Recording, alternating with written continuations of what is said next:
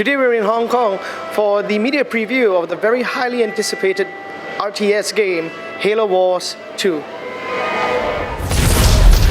In everything we know about the Covenant's 1,000-year history, Atriox was the first to defy the Covenant and survive. And his defiance inspired others. Hi, I'm Clay Jensen, one of the people behind Halo Wars 2. Now, Clay, tell me, it's been a while since Halo, or the world saw Halo Wars. Why has it taken so long for the sequel to come out? It's a good question.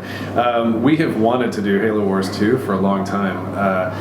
The number one request that we've had at 343 Industries was for Halo Wars 2. Fans have been asking for it since the very beginning, and I'm really, really glad that we've finally been able to do it. The reason that it took as long as it did was that we were really waiting to have the perfect partner. We were looking for the right partner to actually make this game, and we really found it in Creative Assembly. And where does Halo Wars 2 pick up? Because Halo Wars started everything that we've seen in Halo. What about Halo Wars 2? So one of the exciting things about Halo Wars 2 is that, as you say, the story for the first game actually takes place before the rest of the Halo arc begins.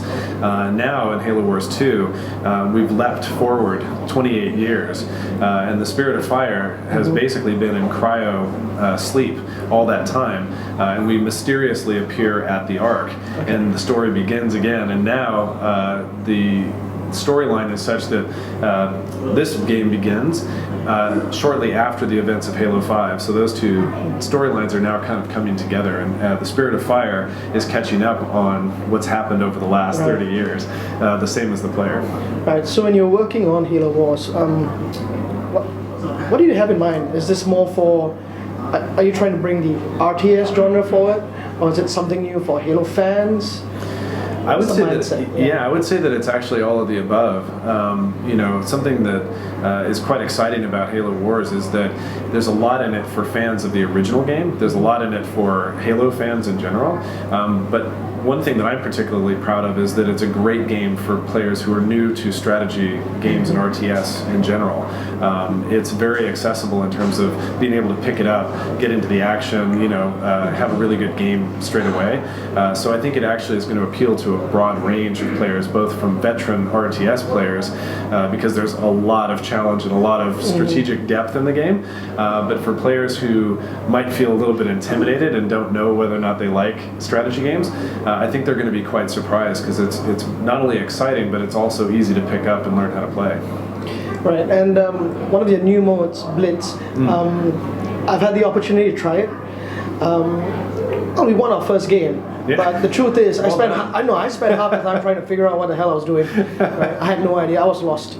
But Blitz seems a very interesting amalgam between deck building and an RTS game. Can you tell us a little bit more about Blitz? Blitz is a very exciting new mode. I think for veteran players of RTS, they'll expect Deathmatch. We've got other modes that are like that, like Domination and Strongholds, which are big, epic, sweeping battles, managing your resources, coming up with strategies and things.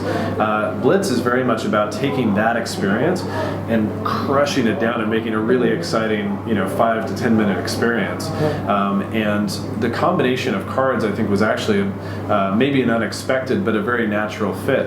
Every card you have is a unit or is a power, and you build decks based on the strategy that you want to employ. So if you take those decisions that you were going to make in an hour-long deathmatch game, pack that down into 5 minutes, you still have to make those choices, but in a much faster, you have to think a bit more quickly about how you use your deck, and also how you use your units with other teammates. I think there's going to be a lot of interesting strategies that develop out of that.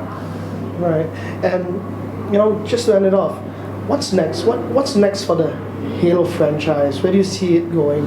Well, as you know, the Halo franchise never stops. There's always more story, and that's one of the things that I think is great about Halo in general, is that there's such a depth of story to be told. And while I can't comment too much on what we might do in the future, one thing that's very encouraging for me is that, as I say, since the story of Halo Wars has now come together very closely with the rest of the Halo universe, any future titles that may come out, I think, are going to take advantage of that and just build on that story. And I hope, actually, one of my big hopes for this title is that for players that haven't experienced Halo yet, that this is a great time to jump in, because as the Spirit of Fire comes up to speed with the story that's happened thus far, players can play along with Captain Cutter and with the crew of the Spirit of Fire and discover that story as they do.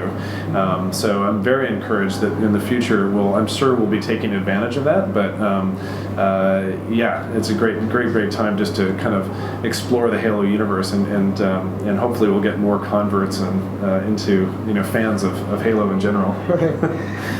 Well, thank you very much. And Halo Wars 2 is going to be available on the Xbox One as well as on the Windows PC. I'm a purist. Basically, I can't handle RTS well on an Xbox. I know I'm going to be playing on a PC, but it's available on both platforms. And thank you very much. All right, it's great to meet you. Thanks a lot.